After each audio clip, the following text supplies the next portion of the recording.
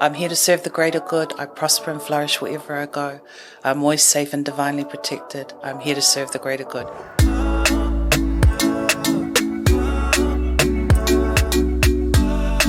This podcast is proudly supported by the Ōtara Network Action Committee, ONAC, community-owned, community-driven and community-led. Welcome back to the We Are Ōtara podcast, sponsored by ONAC.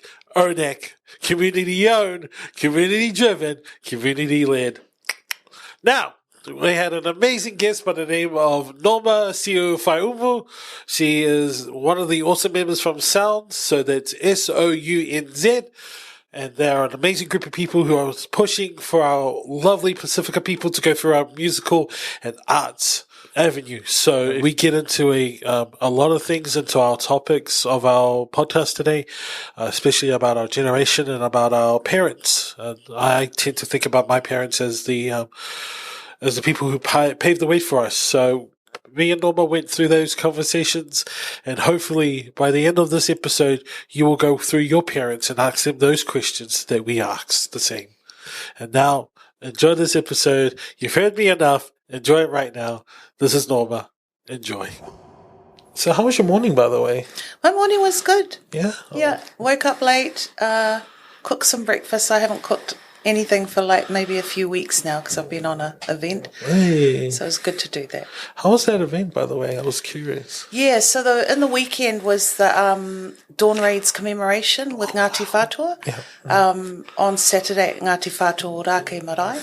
And we had our Pacific community, probably just about 300 people up there in ceremony in terms of coming together with mana whenua for Central Auckland. So it was a massive occasion, and it's kind of taken a while to put together and to unwind from that.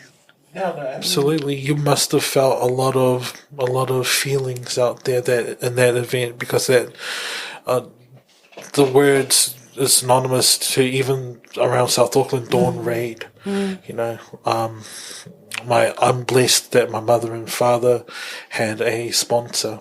So they lived around the central area when they came in around the 70s.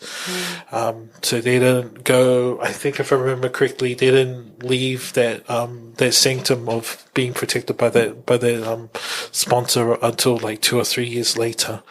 And the priest had made sure that their paperwork was all sorted and whatnot. So I was like very blessed for that, because then we wouldn't have had a beautiful family of 5, you know. So Hard out. yeah, just to see something like that, you know, it's synonymous. Tell me, with that, how was your upbringing in Ōtara? Can you give us a brief insight into your upbringing, your journey here in Ōtara? So I'm one of 9, and we came from Sāmoa in the late 60s, I think. And our journey here was, at that time, they didn't have aeroplanes, so it was way back when, qua back times. But so we travelled from Sāmoa to Whiki on the Tō boat, which was common back then. No aeroplanes going out of anywhere. So the nearest plane was Fiji, or Whiki as we referred to it in Samoa. Then we caught a plane from Whiki to Auckland, landed in South Auckland, Mangere, stayed there for a bit, moved to Otahuhu, and then came to Ōtara probably, you know, when I can't remember, maybe I was about 5 or 6 years and years ago. So went to Mayfield Primary, Beds Intermediate, Hillary College, stayed on Antrim. So we lived on Antrim Crest, near the Cassidys, near the, who else? Gosh, the Theodores, the Rickies, who I'm still very close with, Ropatas, the Iwis, all of that. The real old families that some of them are still here, actually, I think. So I went to Mayfield Primary School, met my best friend there, Tere Riki. She still lives here on Perth Street. Nice. Her dad was, I think he was our deputy principal. So growing up, we had these really great role models of Pacific or Māori men, you know, or Māori leaders to look up to. And he was a great leader in our community also. He birthed a boy Reuben Ricky, who was at that time also our local councillor for Ōtara and inside the Manukau City Council kind of ecosystem as such. And yeah, sadly he passed quite a while back. But, you know, a lot of the mahi that he did was really influential to the things that I do, because we're growing up around, you know, older siblings. And one thing I remember was during that time, Pacific Islanders were really a minority. You know, like now we have so many, it's the capital of the, you know, the world, the Pacific capital of the world, Ōtara, primarily, right? Yeah. And then South Auckland. But back in those days, Māori were the majority in Palangi and Pacific Islanders were the minority. So a lot of our very close friends were very, you know, stalwart Māori families that have been here since the beginning of time. Mm-hmm. I know. And there's still some of them here, you know. And, yeah, so growing up, obviously challenges, you know, 9 kids, a lot of mouths to feed. We were also kind of, in a way, the pit stop for our people, our villages in Satapuala and Makakufulokofanga in Sāmoa, for people coming here for work or people migrating here to set up. So we were kind of like the one shop fits all, support people from our village, help find them jobs, fill out their visa papers, keep them fed, find them a house, all of that kind of stuff, which was always challenging because it always felt like we always had a full house. Yeah. I don't even remember having a bedroom. Do you know, like, you just live communally like that? Yeah. I think I didn't get a bedroom till like way older, like on my own. Do you know? Whoa. So now I love having my own bedroom. And so it's like, wow. Somewhere to lay just my head. But that's normal. That was normal, right? Yeah, yeah. That's how we made things work. And unfortunately, you know, some of those impacts of colonization and misunderstanding about our reason being here, because if we kind of dig back a bit deeper, and I don't want to get into the politics of it, but, you know, we were invited here. We're invited here to help build the city, to help build the roads, pick the fruit, pick the gardens, and, you know, all of a sudden we're no longer welcome and we're being arrested and whatnot. So I was only young back then, but I do recall being raided twice from the Dawn raids, and just, I suppose, just some of the crap that comes with it too, you know. Mm. Absolutely, and you know, you watch the documentaries and you watch because my generation never had that you know, that sort of thing happen, and I can't imagine how awful it would have been, because I thank God and I thank my mother and my father and my family who gave me the luxury to live a good life. And you know, I always remember, always first, my parents comes first, because they, like I always say to my friends, my parents paved the way for our generation, to the next generation to look forward. And it's always a thing that in the back of my mind that I think about my mum, who's working at the can factory for 20 to 30 years, and then my mum went, I can't work anymore. And then my dad, who was working as a cabinet maker for a beautiful 50 years, you know, he couldn't work anymore. So now I'm making my ways up where they are, and hopefully I can make them a path to make them proud, you know. Well, you're already starting. Yeah. I mean, I'm sure back in those days, you know, careers like being in the arts or being a journalist weren't really viable career pathways deemed by what we were raised to believe in our limiting belief systems. You know, our parents envisaged us being doctors, lawyers, bank tellers, you know, shopkeeper owners, all of that sort of stuff. So all these other things and industries that we're now in as Pacific people, I think that's been the dream of our parents, but they've never really understood how to completely get us there. And I look at our parents' journey, right? Came here with nothing, like, you know, very little English, but they managed to set up a house, set up the churches, being a priority, and, you know, just keep bringing people over. And over time, I think being English speaking, because we weren't allowed to speak English at home, so that was a big rule for our dad. We broke it obviously often, but it was a big rule for him and my mum that we spoke Samoan at home only in English at school. And that was a challenge, you know. It was like, oh my gosh. And then growing up, you know, just all the different cultures. Ōtara was very multicultural back then. And it was normal for us, you know, like if I think about what happened in the weekend for the Dawn Raid ceremony, whether it was coming together of Pacific and Māori community for the first time, we were doing that all back then in Ōtara because we were multicultural. So we had to find a way to sit in ceremony together or to come together in a pōhiri that was multicultural. And I always remember Tui Vākolo as being one of the staunch leaders back then. And she would be the one to kind of tell us off if we did stuff wrong in the pōhiri or set up things incorrectly. She would be that woman. But it's because of staunch people like her that were staunch about tikanga and stuff like that, that really instilled in us the need to be culturally authentic and culturally, tika, like just ensuring that we're honouring our ancient processes. I don't even know how we're getting on this conversation, but it's good. No, I love it. No, keep going. It's great. But what I'm trying to say, I suppose, is that, you know, what we saw happen in the weekend with the Dawn Raid ceremony coming together and the blessing of our ancestors, our cultural protocols being weaved together in one way to be able to be all-inclusive, but to have the framework of Te Ao Māori to kind of frame that for us here on the whenua. We were doing that in Ōtara back in the day. And so there's so many of us that's a natural practice. But, you know, now there's a urgent need for us to come together more than ever, I think. No, absolutely. As much things, the scene changes.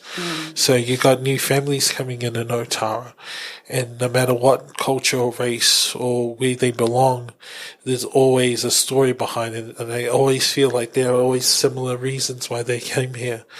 Like every other story always starts to have a beginning. You know, you're going somewhere, and that somewhere is going to lead you, or a family lead them to somewhere they need to be. And no matter what it is, it's either being a good reason why they need to be here, or the circumstances. Yeah. Like most things with culture and whatnot, what made you advocate for music in Pacifica? So I think I grew up in the church, singing in choir. I actually come from a family who are Mormon and Catholic.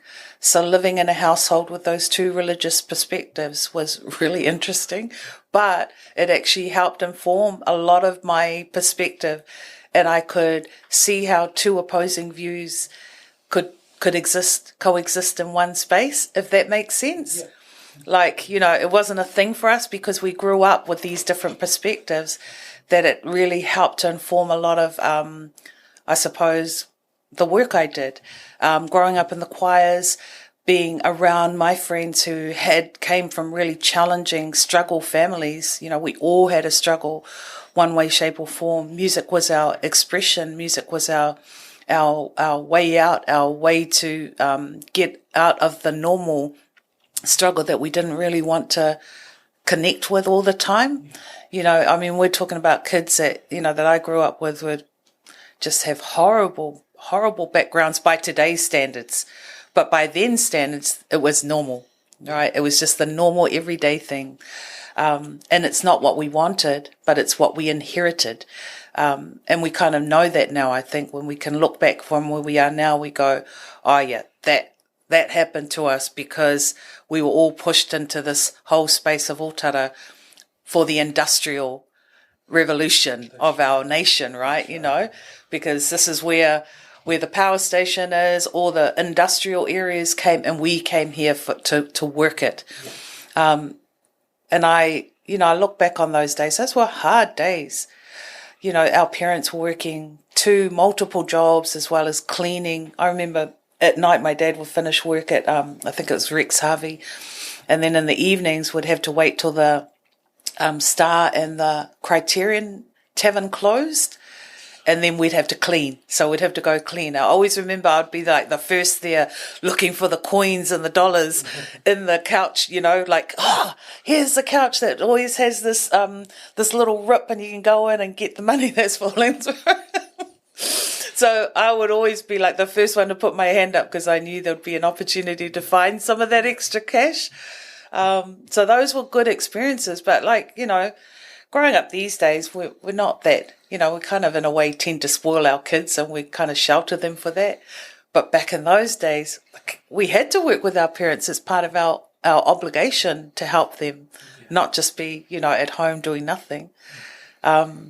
And then I talk to my kids now these days about their life, and they're like, I totally appreciate the struggle, which makes me think about me in my own life. I appreciate the struggle. From where I'm at now, I can completely understand why that struggle had to happen for me and my family. And I honour my parents because, there's a lot of people in our Samoan community now that probably would still be doing things in the plantation. Not that there's anything wrong with it, but, here they were able to educate themselves, able to get access asset. Children are thriving and, careers and all sorts, stuff that we could have only dreamed of back then. Yeah. And I was just thinking, you had touched upon the whole generation aspect from old generation to new generation. And I was just thinking to myself, man, if I was a parent myself, I would do the same thing, nurture and do all the things that I need that I wouldn't do necessarily as a parent. But then I think to myself, but my parents didn't do anything wrong, They also taught their ways, It may have been a little bit harsh in today's standards, but it was about discipline, and it was about also going, hey, you can't do this all the time. There's some boundaries to things.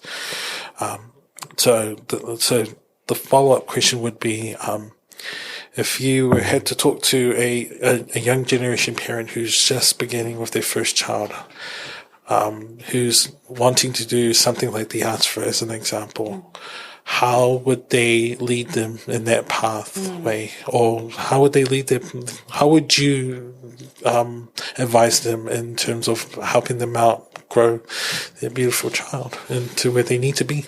I think, children come into our lives. It's life-changing having a child in your life. It's also very challenging. But in terms of how we can lead them to a pathway of musical stuff, I think it's important to expose our kids to as many different everything. You've got people in our neighbourhoods who have never been over the harbour bridge and they're adults. You've got people who have never been on a plane.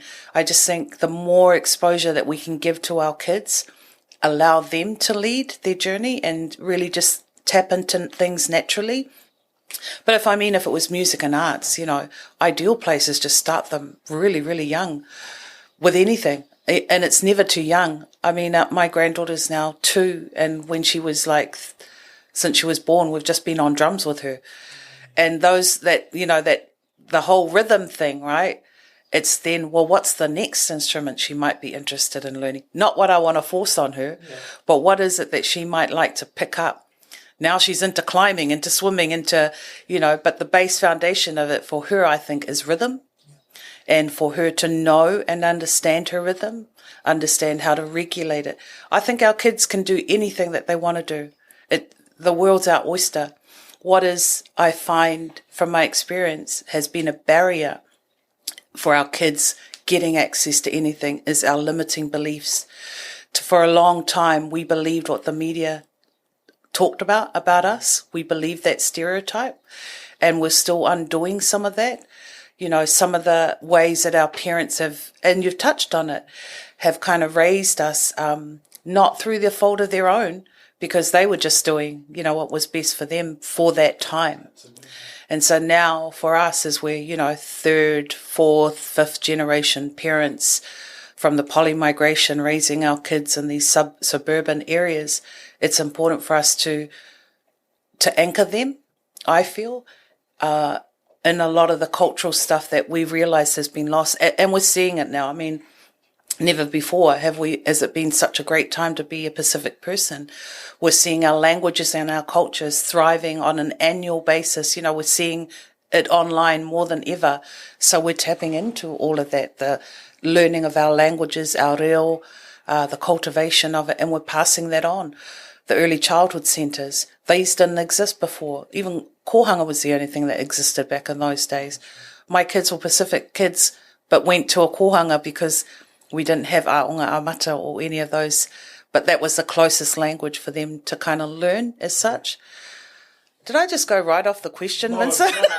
No, that just flowed through to just even more answers. No, that's good because when you were talking about that sort of thing, and this is what I've learned we were talking about how our parents taught us things. I mentioned to you earlier about me being interested in journalism.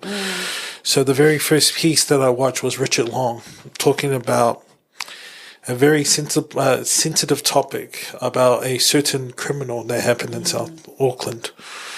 And I won't say his name, but he framed this person as very nasty. He was doing a lot of bad things. And I picked up as a young person that if you look around the people that are watching the news, you pick up the people's, how they react. And this is from a very young age. So I would watch my father react.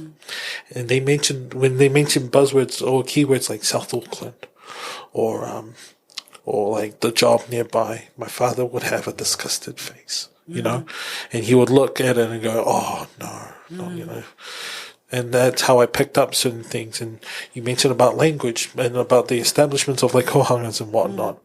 I went to Clover Park Middle School and predominantly the school had taught a lot of our Samoans, Kokandas and Tongans, how to speak Māori. It was the curriculum there. And we don't really touch about the importance of having these institutes or groups out there. And most of the time, they sometimes struggle to keep up with what's out there. How, and especially for us, because we don't really know all the answers for our families, how can we be informed with everyone around us, and how can we do that effectively for our community? Well, I think this is a start, right? What you're doing here is about the documentation and archiving of our stories and histories before we lose it. We're in some really buzzing times, and one of those challenges for us at the moment is that, our Pacific nations are the most impacted by climate change. So it's inevitable that we're going to lose some of those islands and therefore lose some of the language and the culture and the nuances that what's going to happen when we lose that, right? Are we going to have a lost generation of Kiribati, or you know what I mean? I instantly think of Niue, and I instantly think of Tokelau. And then I think of my home Samoa. The last time I went to Samoa was 2001. And I went to 1996. And I remember the beach used to be huge. It was white and beautiful. And then when I came back in 2001, that beautiful sand is gone and you just see water. And then the last time I saw a picture of Samoa, the rocks they used to block up all the divide between sand and the road is all water. And I was like, what happened? We used to walk on the sand and it's all gone. And we're used to just speaking in English, and I noticed that my auntie is speaking in English most of the time, and I'm worried that one day she might not speak Samoan at all, Yeah, those are all, I think, concerns, right? But like going back to your question about what can we do? Yeah. We're all collectively doing it. Well, you guys are definitely doing it, and this is probably just a start. How can we share our stories? We learned through the whole lockdown situation about the importance of storytelling. And I always say this to young people, my kids, when I'm working with them. You know, you need to learn to, all of us have to unlearn some of the stuff that we've learned. But we know we got, gifted that. We had no choice, got gifted a lot of those learnings and blessings, teachings through love, not always in the most loving way. Yeah. But, we can unpack that for ourselves now as adults. And, I always say to people, you're spending so much time on the internet, learn stuff. Don't just be entertained, right? There's whole therapy sessions online that can help you unpack some of the stuff if you can't get access to, if you're about going to talk to somebody. But, I just think to myself, it's important for our kids to understand how they got how they got gifted their name and why, what culture and family they were born into, because those are the two things you have no control over. You have absolutely no control over that stuff. Yeah. So for me, there lies the two key points for you to begin your journey about finding out why you exist, what is your purpose, and what are you here to do? Because if we don't understand our life purpose, I think, and I say this because, I come from a very mission-led family. Growing up, all we ever heard our parents say is, remember, we came here to do this. As soon as you get the education, we need you to go back to our village and share that knowledge. And I think that was a common instruction for most of our families, our Pacific families coming over here. It wasn't just let's go kawhao, let's go have a good time, It was never that, I felt, back in those days. Yeah. In the same way that, Kupe navigated the ocean with no compass, all the natural environment of the cosmos and whatnot. In a way, that's what our parents were doing, because they had no idea about the landscape here. They had some, but not a lot, because that was being relayed back. But we're talking back then, a time when there were no phones. So, and this is one thing I remember. I think when we arrived in New Zealand from Whiki, there was no one there to pick us up from the airport. And looking back at it, I learned that it was because they had written a letter to my uncle and auntie, but the letter didn't get here in time. Oh. So it wasn't like they could send an email, right? It was all done by letter or phone, and they couldn't always get to a phone because they had to walk a long distance to get there, and sometimes they didn't have the money to pay for the phone call. But when you think about where we've all come and where we are now, we're still a long way to go, because now I feel like we're in the age of where we recognize the impacts of a lot of traumatic historical stuff, like the dawn raids, like the influenza, all of that stuff. We had an apology for the dawn raids. Are we having an apology for the influenza? These are the questions I ask myself. And what is a true apology, right? Yeah. And it's also about, do we accept the apologies that are being given to us in this current time? Yeah. And I take my hat off to all our, never before have we seen so many Pacific and Māori ministers of colour in these spaces where we never existed. And I think that's really important to note, because we're in a time where mātauranga practices are becoming normalised within Western constructs. So for Pacific people, I ask myself, well, what is our version of mātauranga practices within this ecosystem? Yeah. And how can our traditional ancient ways, help to decolonise some of the Western constructs? Sorry, I'm going off on different things. No, I'm lost in these words, because then you mention constructs, you mention, structure. I'm straight away thinking about the Mo Sāmoa movement, and how can we implement that beautiful energy into our current status? Because again, you mentioned that the ways of Māori has gone and it's been interweaved into our current system, and it's cool to see that. You don't often see that around the world, and it's sad, because you have beautiful people who have already got pre-existing structure, and they got some good ideas in there, and some good ways to follow, and look at it now. We're following them, and then it's a slow process, but we're getting there. But now let's add in our Pacifica ways of doing. Yeah, and I think previously too, we have to remember Western Aotearoa, New Zealand, right?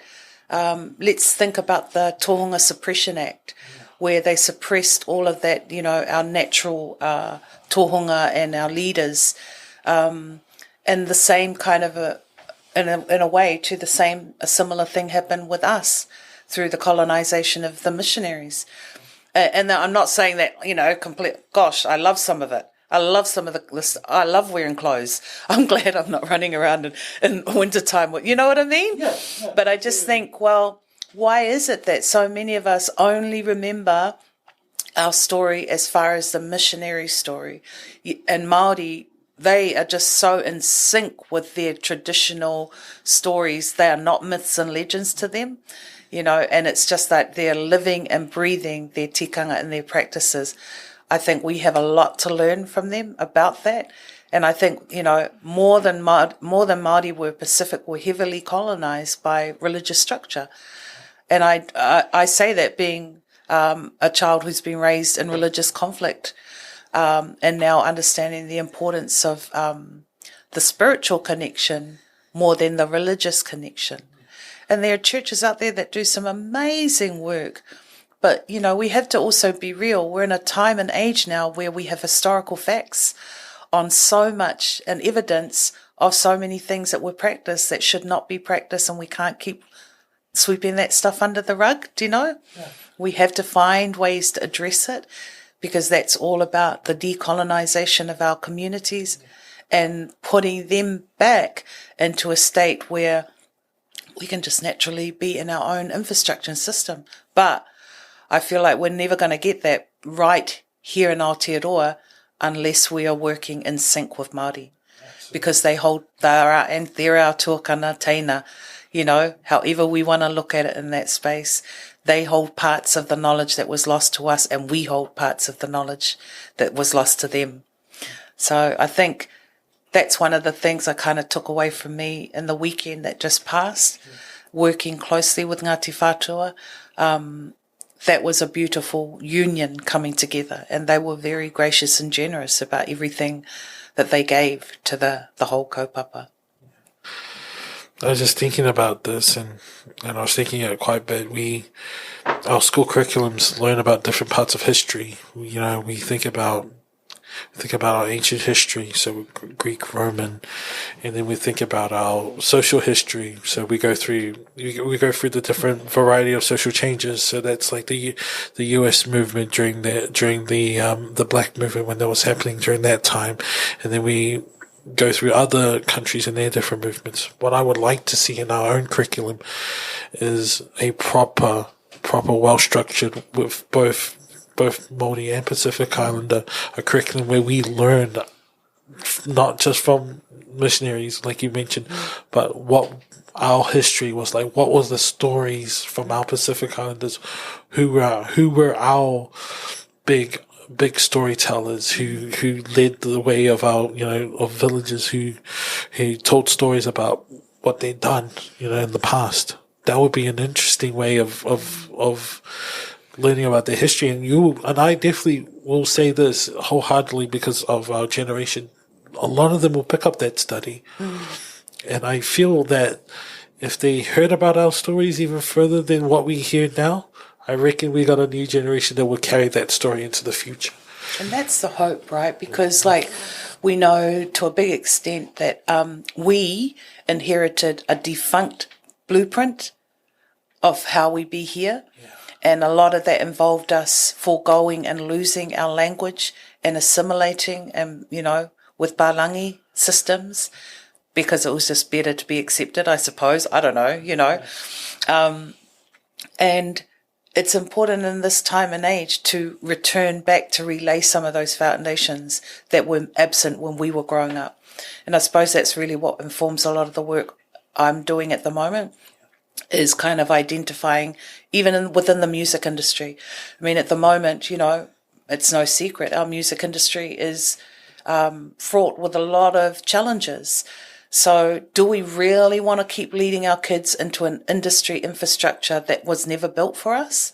Or do we now address it and say some of the stuff that happens in our music industry is no longer acceptable, and we have to all be part of solving that issue, and we have to create a blueprint that works better for our people in a harmonious way that approaches it from a holistic way. Because, and I say that because artists and musicians, they draw from a very deep place of vulnerability and emotion, and they can't always turn that on and off or regulate that as well. So that's why it's important to build an infrastructure in an industry that is thriving but can support the artists. And I always say there's no artist, no healthy artist, nobody has jobs.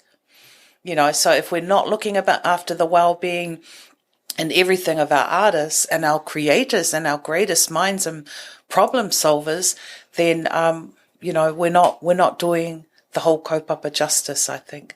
So there's a lot to do. And, COVID has revealed that in all our sectors. Some of it's being reviewed in the education system all over. There are reviews happening, and I do take my hat off to people who are doing that work. Sometimes for us people on the ground, it doesn't seem like it's fast enough or done accurately enough. Absolutely. But there's always time, there's always opportunity to talk. And I think that's what our community, if there's a problem, instead of talking about it on social media or talking about it to, in your group, write a letter, send a letter. I think that's why white communities do so well, because you got all these little old ladies and men in Devonport. They see something wrong on the road, they write millions of letters. And they get noticed, right? But we don't like to complain. We only like to complain to us. Yep. And we never put it in writing. No. So that, because we don't want to put our name to it. Yep. But if we keep allowing that stuff to happen in our community, and we keep walking by and go, oh, I don't want to deal with it. Yep.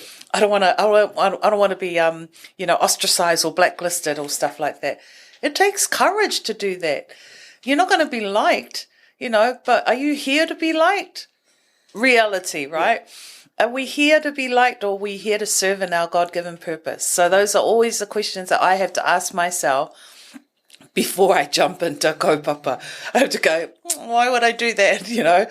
What are the outcomes? And sometimes you just have to not overthink it and just go with what your heart is telling you. This is not right. I need to do something. Yeah. Or I need to encourage this person. And I get a lot of people who call me for, a talanoa. I've got this problem. And I'm like, I don't want to inherit any more problems. I've got enough problems of my own. I'm still trying to sort my sleeping patterns out from dawn raids, from the trauma there. But, I'm always like, do this, do that. If you just need some support, you can copy me in on stuff. But I encourage you to put it in writing, because that's the only way that people will pay attention to it sometimes. Yeah, no, absolutely. Absolutely. I'm already thinking about my letter as a 65-year-old going, Dear Richard, I'm quite upset about the park benches last week. Yeah, exactly right. Yeah. But all of that stuff, some of it is minor, but to some communities it's really, really important. But there's so much here that needs to be complained about in writing and formalised, because then nothing gets done. But our community is so forgiving. They are so don't want to rock the boat. Oh, I don't want to do that. Oh, yeah, Yeah, mai kako, Yeah. All of those all of those limiting belief systems, that who are we to speak about or to speak out about our rights here, when sometimes we're struggling with our own sense of belonging here. I don't know. What else should I talk about? No, you're right. I don't know if I've answered any of your questions, but please, if I haven't, you just say, can you answer that again so it's clear? Yeah. No, you've answered basically all the questions that I had, and you've answered more than just the questions. You've answered in a very, very informative way, and it's beautiful because you go from one point, but when you're an interviewer, you're watching the points being connected, and that's we go back to my childhood. I'm learning that from Richard Long, Julie Bailey, all these guys. They're interviewing people, but when they interview, it's not just question answer. It's, I will connect this question, and if this person's already connecting it, let them tell their story.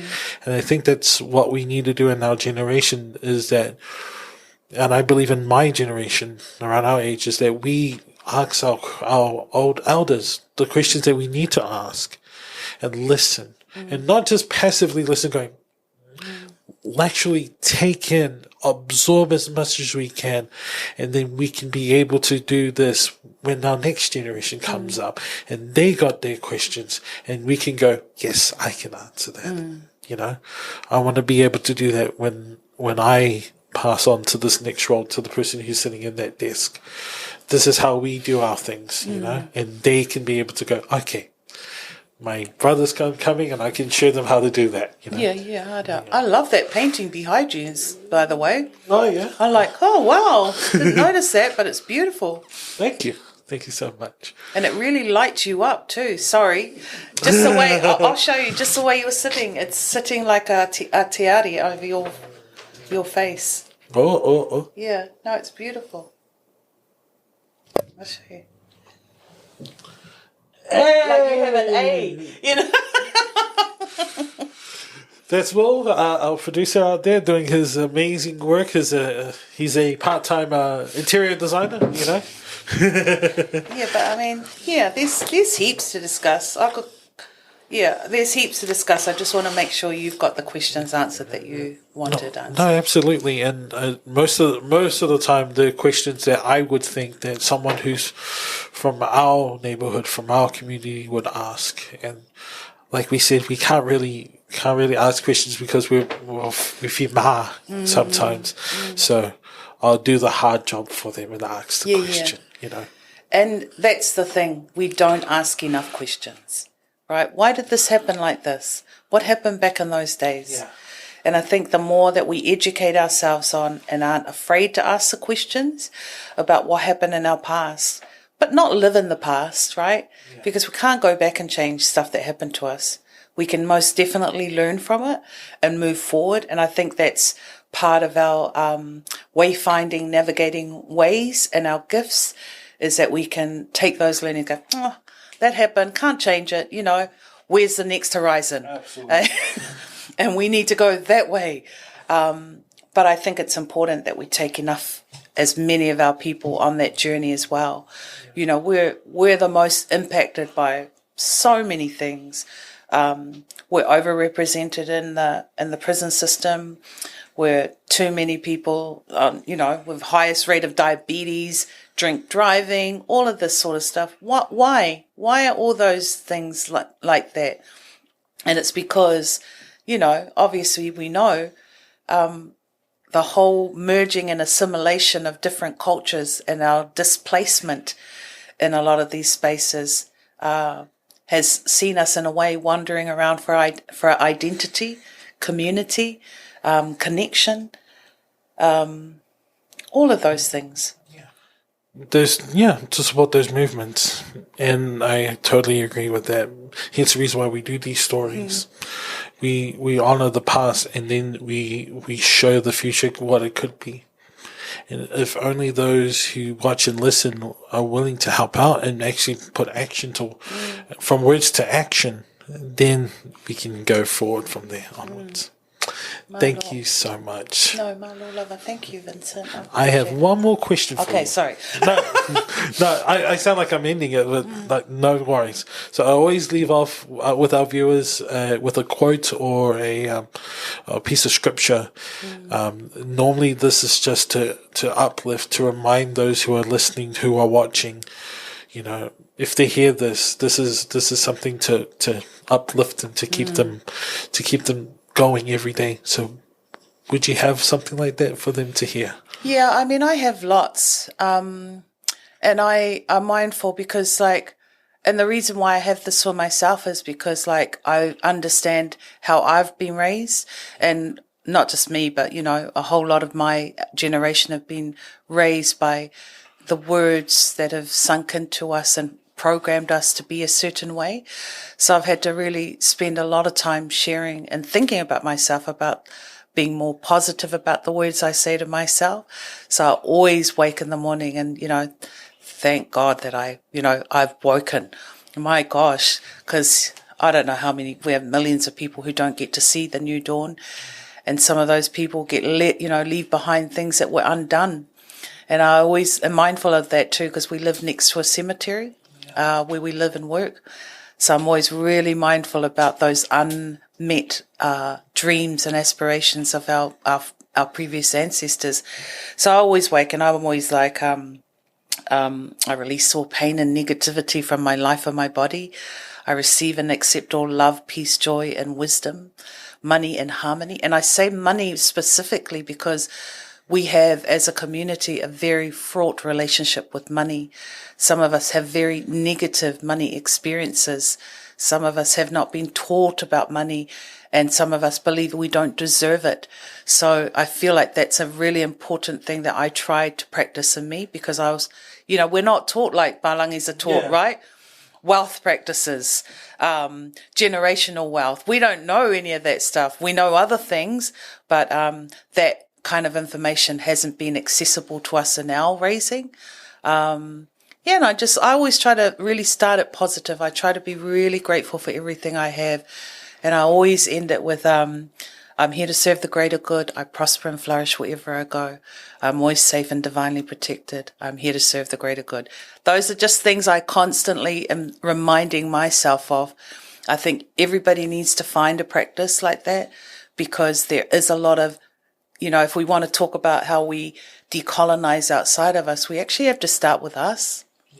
We have to start decolonizing and deprogramming ourselves in a way that's more succinct with natural laws, natural indigenous practices, and sit and happiness. Because, honestly, I was in stressful roles for such a long time, and I just, once you start to feel the stress in your body and in your brain, and you're losing sleep over stuff, it's just like, this is a no-brainer. I can't be in this space anymore. You know what I mean? No, absolutely. Absolutely. Life is fleeting.